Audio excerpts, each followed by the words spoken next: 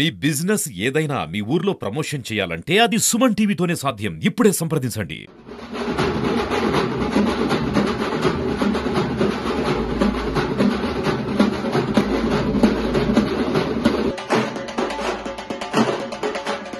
Hi నమస్తే, welcome to Suman TV digital network. నేను మీ బ్రహ్మేంద్ర. పశ్చిమ గోదావరి జిల్లా భీమవరంలో అమ్మలగన్న అమ్మ భీమవరం ఇలవేలుపు శ్రీ మావుళ్ళమ్మ అమ్మవారి ఈరోజు జ్యేష్ఠమాస మహోత్సవాన్ని అత్యంత ఘనంగా ఇక్కడ నిర్వహిస్తున్నారు. ఇది ఏ విధంగా జరుగుతుందో మనతో పాటు ఈవో గారు నగేష్ గారు ఉన్నారు. ఆయన అడిగారు, సార్ ఈరోజు జ్యేష్ఠమాస జాతర కింద అత్యద్భుతంగా జరుగుతుంది, ఈరోజు ప్రత్యేకత ఏంటి? జై శ్రీ మావుళ్ళమ్మ, జై జై శ్రీ మావుళ్ళమ్మ. అత్యంత విశిష్టమైన ఇలవేలుపు సిరిశక్తుల ప్రదాయిని, సిరి సంపద ప్రదాయిని అయిన మావుళ్ళమ్మ అమ్మవారు అత్యంత వైశిష్టం కలిగి ఉన్నారు. ఎక్కడ విధంగా ఈ అమ్మవారికి 2 ఉత్సవాలు జరుగుతాయి. సంక్రాంతి సమయంలో ఆ సమయంలో ఒకసారి జరుగుతుంది. ఇప్పుడు గ్రామోత్సవం కింద జ్యేష్ఠమాస ఉత్సవం జరుగుతుంది. ఈ ఉత్సవంలో పట్టణంలోని వార్డుల వారీగా ప్రజలు అమ్మవారు ప్రతిమను పట్టుకెళ్ళి ఊరేగింపు వ్యవహారం చేసుకుని చుట్టాలు బంధువులు రాగించుకొని పండుగను చాలా వైభవంగా నిర్వహించుకుంటారు.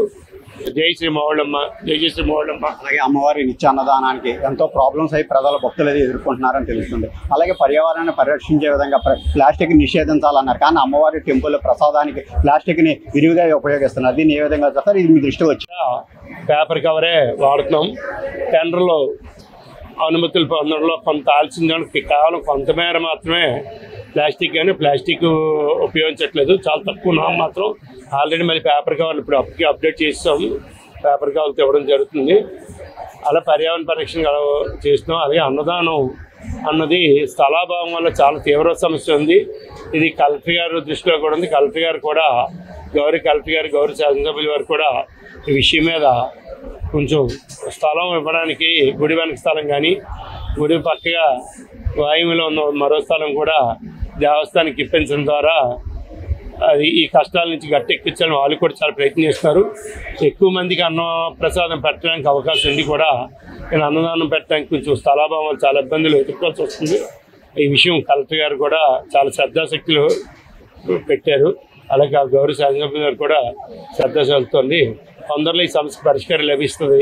స్థల సేకరణ చేస్తే కొంచెం పెద్ద ఎత్తున అన్నదానం నిర్వహించడానికి కూడా జరుగుతుంది. అమ్మవారి స్వర్ణ చీర ఇప్పుడు రెడీ అవుతున్నారు. అమ్మవారి సంపూర్ణ స్వర్ణ వస్త్రం విషయమే గౌరవ శాసనసభ్యుల వారు, ఇప్పుడు ఉన్న పులపర్చ రామాంజనేయుల వారే గతంలో శాసనసభ్యులుగా ప్రతిపాదించి దాదాపు 50 కేజీల వరకు వస్తువులు అప్పుడు చేయించడం జరిగింది, స్థానికులు పెద్దల సహకారంతో. అలాగే ఇప్పుడు కూడా శాసనసభ్యులు అవగానే అదే విషయం మీద ప్రభుత్వం ద్వారా అనుమతులకి చాలా తీవ్రంగా ప్రయత్నం చేస్తున్నారు. అప్పటికి ఇప్పటికీ పరిశీలన కారణంగా అనుమతులు ప్రస్తుతం సమాజం కొంచెం ఇబ్బందుల కారణం, భద్రతా విషయమైన ఇబ్బందుల కారణంగా ప్రభుత్వం అనుమతులు రావడం కొంచెం ఇబ్బందికరంగా ఉంది. అనుమతులు తొందరలో అనుమతులు వస్తాయని ఆశాభావంతో ఉన్నాం. శాసనసభ్యులు వారైతే చాలా చురుగ్గా అందు మీద అనుమతుల కోసం గట్టిగా మంత్రివారి, మా దేవాదాయ మంత్రివర్యులు, మా దేవాదాయ ఉన్నతాధికారుల ద్వారా చాలా తీవ్రంగా ప్రయత్నం చేస్తున్నాం. మేము కష్టపడుతున్నాం. తొందరలో అనుమతులు వచ్చి మరొక 2-3 ఏళ్లలో ఈ సంపూర్ణ స్వర్ణ వస్త్రం విషయం పరిపూర్ణం కాగలదని, అమ్మవారి ఆశలతో పరిపూర్ణం కాగలదని ఆశాభావంతో ఉన్నాం. ప్రధాన అర్చకులు శర్మ గారు, మీరు చెప్పండి, ఎక్కడైనా సరే అమ్మవారి జాతర సంవత్సరానికి ఒకసారి చేస్తారు, కానీ మన భీమవరంలో సంక్రాంతి పండగకి 4 రోజుల పాటు అత్యంత అద్భుతంగా నిర్వహిస్తుంది. అలాగే ఇప్పుడు జ్యేష్ఠమాస జాతర కూడా మొత్తం అంతా కూడా ప్రజలందరూ కూడా హర్షించే విధంగా జరుగుతుంది. దీని ప్రత్యేకత ఏంటి అసలు అమ్మవారు? పూర్వం ఇక్కడ గత 60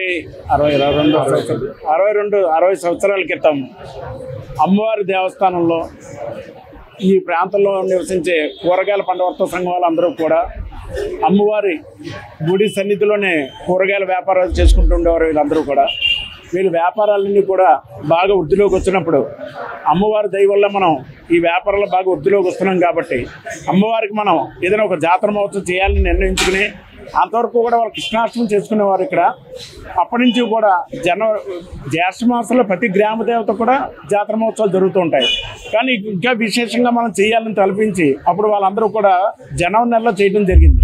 అందుకని ఇక్కడ ఉన్న అమ్మవారికి విశేషం ఏంటంటే 2 సార్లు జాతర మహోత్సవాలు జరుగుతూ ఉంటాయి. జనవరి నెలలో ఒకసారి, జ్యేష్ఠ మాసంలో ఒకసారి. ఈ సంవత్సరం మే 28వ తారీఖు నుంచి అమ్మవారి జ్యేష్ఠ మహోత్సవాలు ప్రారంభమయ్యాయి.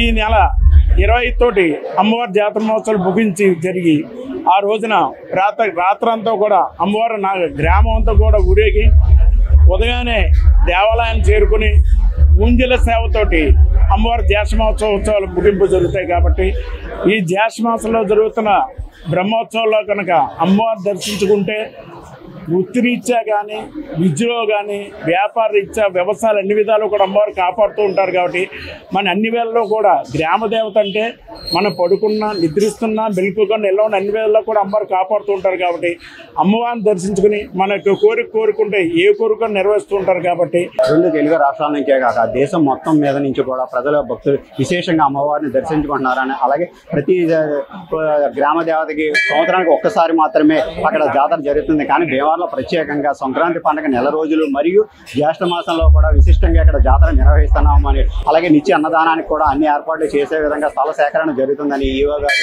తెలియజేస్తున్నారు. కెమెరామెన్ బాబీతో Brahmendra, Suman TV. Please subscribe Suman TV.